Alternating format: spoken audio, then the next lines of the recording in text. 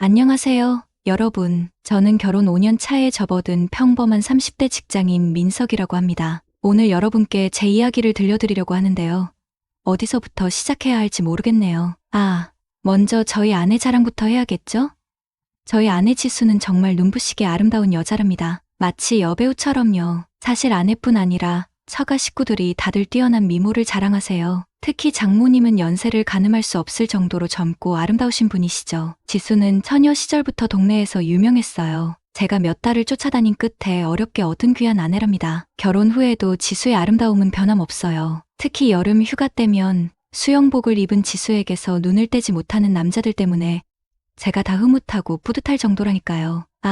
그리고 5살 어린 처제 지훈이도 빼놓을 수 없죠. 지훈이는 탄탄하고 건강미 넘치는 몸매의 소유자이자 SNS를 통해 수많은 남성 팬들을 거느린 인플루언서 피트니스 트레이너입니다. 그녀가 운영하는 피트니스 센터는 언제나 활기가 넘치고 온라인 운동 강의는 폭발적인 인기를 자랑합니다. 하지만 주변에 멋지고 건강한 남자들이 끊이지 않음에도 불구하고 지훈이는 몇 년째 남자친구가 없습니다. 남자한테 관심 없어요. 운동하는 게 더 재밌는데 이게 지훈이가 항상 하는 말이죠. 솔직히 이해는 잘 안 가지만 제가 왈가왈부할 일은 아니죠. 지훈이 인생은 지훈이가 알아서 사는 거니까요. 저는 결혼 전에는 평범한 중소기업에서 대리로 일하고 있었어요. 그런데 결혼 후 지훈이의 SNS를 통한 마케팅이 날이 갈수록 커지는 바람에 지금은 지훈이를 돕는 일하고 있습니다. 처제 돕는다고 하면 친구들이 남자 자존심도 없냐? 하면서 놀리기도 해요. 하지만 처제가 결혼 선물로 외제차를 뽑아줬다고 하면 다들 입을 꾹 다물죠. 사실 전 직장보다 연봉도 훨씬 높고 복지도 좋답니다. 남자 자존심이 밥 먹여주는 시대는 지났잖아요. 게다가 회사 분위기도 얼마나 좋은지 몰라요. 지훈이가 혼자 운영하는 게 아니라 믿음직스러운 동료들과 함께 회사를 키워나가고 있어요. 지훈이는 피트니스 센터와 온라인 강의를 운영하는 CEO지만 혼자서 모든 걸 감당하기에는 역부족이었죠. 그래서 그녀는 자신처럼 뛰어난 실력과 매력을 겸비한 5명의 여성 인플루언서들을 영입했습니다. 요가 강사 유연, 필라테스 강사 미나, 헬스 트레이너 수현, 영양사 예진, 그리고 마케팅 담당 지혜까지 모두 각자의 분야에서 독보적인 존재감을 자랑하는 최고의 팀이죠. 물론 이렇게 아름답고 능력 있는 여성들과 함께 일하는 게 마냥 쉬운 일만은 아닙니다. 특히 지훈이는 제가 가끔씩 딴 생각을 하는 걸 귀신같이 알아채고 형부, 눈 돌아가는 소리 다 들려요. 우리 팀원들은 형부 스타일 아니니까 포기하는 게 좋을 거예요. 라며 장난스럽게 경고하곤 합니다. 하지만 저는 지수만 바라보는 일편단심 민들레입니다. 다시 한번 강조하지만 저는 절대 바람 같은 건 꿈에도 생각해 본 적 없어요. 정말입니다. 그런데 올해 초 예상치 못한 사건이 발생했습니다. 바로 저희 아내 지수가 임신을 하게 된 거죠. 사실 저는 결혼 초기부터 아이를 갖고 싶어 했어요. 그런데 막상 아내가 임신을 하니 예상치 못한 문제에 직면하게 되었습니다. 바로 부부관계를 가질 수 없게 된 거예요. 인터넷에서 찾아보니 조심스럽게 관계를 갖는 건 가능하다고 하던데 지수는 절대 안 된다고 하더군요. 뱃속의 아이에게 온 마음을 다하고 싶은 모성애가 강해져서 그런 건지 제가 손끝 하나 댈 수 없도록 철벽 방어를 하는 거 있죠. 30대 초반의 젊은 남자인 저에게 아름다운 아내를 눈앞에 두고 그림의 떡처럼 바라만 봐야 하는 고통을 아십니까?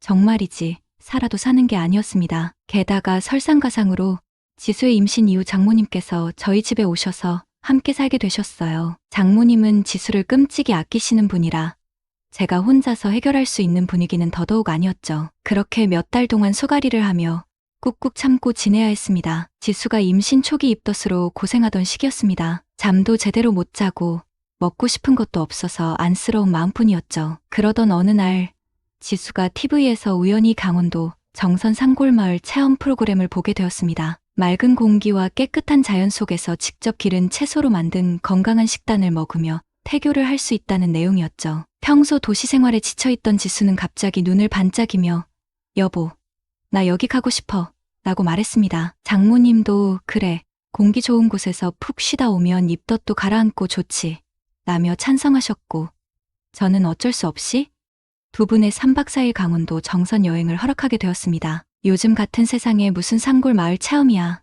라고 말하고 싶었지만 괜히 분위기만 험악해질까봐 차마 입 밖으로 꺼내지 못했죠. 저는 장모님께 용돈 50만 원을 드리고 서울역까지 두 분을 배웅해 드렸습니다. 서울역에서 장모님과 아내를 보내고 혼자 집으로 돌아오는 길.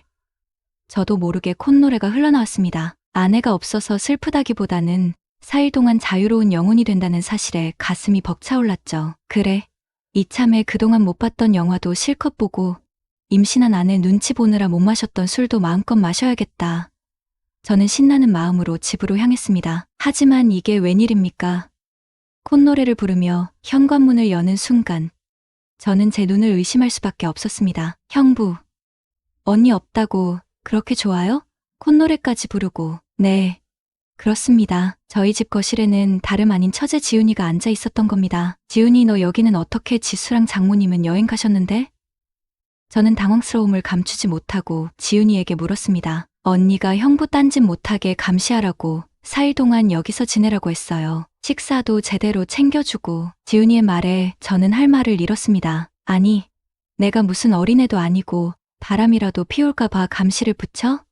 어이가 없었지만 달리 방법이 없었죠. 저는 그냥 체념하고 말았습니다. 하지만 다행히도 지훈이도 술을 좋아하는 덕분에 아내 없는 동안 술 마시는 건 허락해 주더군요. 저는 그날 저녁 바로 지훈이와 함께 배달 음식과 소주를 시켜서 신나게 달렸습니다. 아내에게 쌓였던 불만들을 지훈이에게 털어놓으니 속이 다 시원하더군요. 지훈이는 제 푸념을 들으면서 형부는 좋겠네. 나처럼 예쁜 여자랑 같이 술 마실 수 있어서. 다른 남자들은 나랑 밥 한번 먹겠다고 줄을 서는데 하면서 웃더군요. 뭐 지훈이 말대로 지훈이가 워낙 예쁘고 매력적인 건 사실이니까요. 제가 형부가 아니었다면 이렇게 단둘이 술 마시면서 속 깊은 이야기를 나눌 수 있었을까요? 어쨌든 저희는 그렇게 밤늦도록 술잔을 기울이며 이야기꽃을 피웠습니다. 아내 험담도 하고 회사 이야기도 하고 서로의 연애사도 털어놓으면서 어느새 소주 5병을 비웠죠. 평소 같았으면 이 정도 술은 거뜬했을 텐데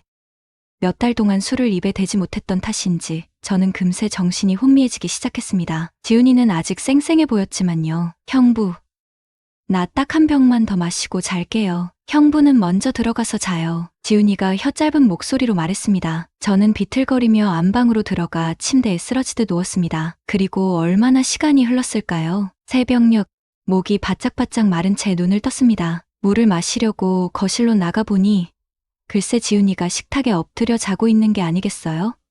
그것도 상의 티셔츠는 반쯤 말려 올라가 있고 손바닥만 한 반바지 차림으로 말이죠. 세상에, 이 녀석 술을 얼마나 마신 거야. 저는 황급히 눈을 돌리려고 했지만 이미 제 눈은 지훈이 옷차림에 고정되어 버렸습니다. 안 돼, 민서가. 정신 차려. 저건 내 처제야. 저는 속으로 수없이 되뇌었지만 술에 취한 몸은 제 마음대로 움직여지지 않았습니다. 게다가 몇 달 동안 억눌렀던 욕구가 한순간에 터져나오는 것 같았습니다. 에라, 모르겠다. 저는 지훈이에게 다가가 조심스럽게 흔들어 깨웠습니다. 하지만 지훈이는 깊은 잠에 빠져 있는지 미동도 하지 않았죠. 결국 저는 지훈이를 부축해서 장모님이 사용하시는 손님방으로 데려갔습니다. 지훈이는 생각보다 키도 크고 볼륨감도 있어서 제 품에 안기는 순간 묘한 감정이 느껴졌습니다. 침대에 눕히려는 순간 지훈이가 갑자기 제 목을 끌어안았습니다. 그리고는 뜨거운 입술로 덮쳐왔죠. 저는 순간적으로 이성의 끈을 놓아버렸습니다. 안 돼, 이러면 안 되는 건데. 저는 머릿속으로 수없이 되뇌었지만 이미 제 몸은 지훈이의 매력에 깊이 빠져들고 있었습니다. 저는 마지막 남은 이성마저 저 멀리 던져버렸습니다. 다음날 아침, 저는 숙취 때문에 머리가 지끈거리는 상태로 눈을 떴습니다. 옆에는 곤히 잠든 지훈이가 누워 있었죠. 어젯밤 일은 꿈이었을 거야. 저는 애써 현실을 부정하려고 했습니다. 하지만 제 몸에 남아있는 지훈이의 흔적들은 어젯밤 일이 결코 꿈이 아니었음을 증명하고 있었습니다. 저는 떨리는 손으로 옷을 챙겨 입고 아침 식사도 거르고 허겁지겁 집을 나섰습니다. 회사에 도착해서도 어젯밤 일이 계속 머릿속을 맴돌았습니다. 지훈이는 어젯밤 일을 기억하고 있을까? 만약 기억한다면 어떻게 해야 하지? 저는 불안감에 휩싸여 하루 종일 일에 집중할 수가 없었습니다. 그리고 제가 가장 두려워했던 순간이 찾아왔습니다. 3박 4일의 여행을 마치고 돌아온 장모님과 아내가 예정보다 하루 일찍 집으로 돌아온 것입니다. 저는 현관문이 열리는 소리에 심장이 쿵 하고 내려앉는 것 같았습니다. 이제 모든 게 끝이야. 저는 굳어버린 몸을 이끌고 현관으로 나갔습니다. 장모님, 지수야, 피곤하지? 짐은 내가 들어줄게. 저는 애써 태연한 척하며 두 사람의 짐을 받아 들었습니다. 하지만 제 떨리는 목소리까지 숨길 수는 없었죠. 어머, 민서방, 얼굴이 왜 그래? 어디 아파? 장모님의 날카로운 눈빛이 제 얼굴을 스캔했습니다. 아니요, 괜찮아요. 그냥 피곤해서. 저는 어색하게 웃으며 시선을 피했습니다. 그때였습니다. 형부, 언니랑 어머님 오셨어? 방에서 옷을 갈아입고 나온 지훈이가 저희를 향해 걸어왔습니다. 지훈이는 아무 일도 없었다는 듯 환하게 웃고 있었죠. 뭐야, 저 녀석 설마 어젯밤 일을 기억 못하는 건가? 저는 순간적으로 안도감과 함께 알 수 없는 배신감마저 느껴졌습니다. 응, 지훈아, 너는 며칠 동안 형부랑 잘 지냈니? 지수가 지훈이에게 물었습니다.